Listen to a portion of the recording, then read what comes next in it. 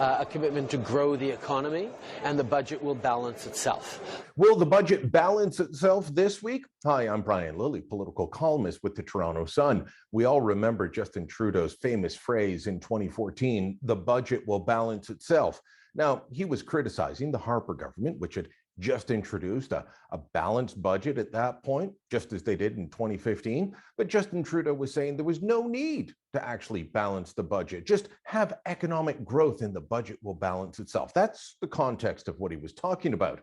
Unfortunately, since he became prime minister, that's never happened. He's never balanced the budget, and he doesn't have good enough economic growth, despite all this spending, to balance the books. And it's not just COVID. Now, let's not pretend that we weren't warned about this. I myself was sounding the alarm saying, if you like what happened in Ontario under Kathleen Wynne and the Liberals that were around her, you'll love what's going on around Justin Trudeau. A lot of the McGuinty-Wynne Liberals moved up to Ottawa, and they've brought the same problems with them. Out of control spending, deals with the NDP to keep them in power, absolute horrific results for average people, and how they can spend their money. I wasn't the only person sounding the alarm, though. Stephen Harper was as well during the 2015 election.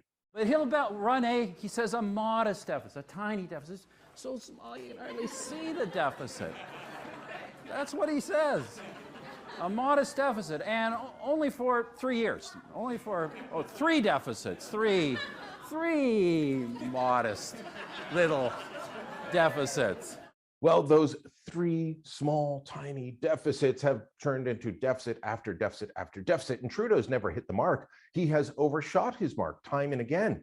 Check out this report from the Parliamentary Budget Officer on what our actual budgets are going to look like right now. He said, according to the PBO, the federal deficit under current policy is projected to be $328.5 billion in 2020-2021, including an estimated $226 billion in COVID-19 response measures. Now, the crazy part about all of that is everyone thinks all the overspending was due to COVID. No, more than $100 billion was unrelated to COVID measures. And some of the COVID measures, I'm not talking about CERB, I'm not talking about backstopping people, but some of it was serious overspending on COVID measures as well. The Parliamentary Budget Officer says we haven't seen deficits that big since the mid-60s. But the difference between the mid-60s and now is that we had great economic growth at that time. Now we have mediocre economic growth at best, one of the worst in the OECD. Now we've got this NDP Liberal government. This is going to be an NDP Liberal budget, and it's going to include a lot of extra spending. Scotiabank estimates that it could cost between $15 and $20 billion extra, not accounted for yet, $15 to $20 billion extra over the next 3 years. And that doesn't include the increase on defense spending or the billions that they've promised to spend on building a green economy.